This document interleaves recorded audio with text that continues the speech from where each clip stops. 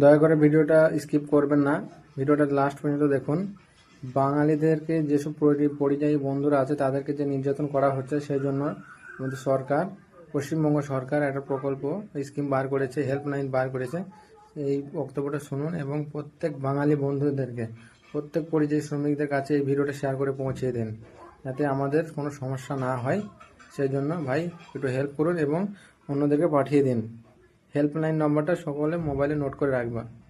আমি হেল্পলাইন নাম্বারটা বলে দিচ্ছি 1800130009। আবার বলছি, রিপিট করছি 1800103009। এবং হোয়াটসঅ্যাপ নাম্বার যেটা আমাদের আছে সেটা হচ্ছে 7603091122। আবার হোয়াটসঅ্যাপ নাম্বারটা বলছি 7603091122। এবং পুলিশের তরফ থেকেও একটা হেল্পলাইন নাম্বার তৈরি করা হয়েছে, একটা ডেডিকেটেড টিম ওখানে কাজ করে।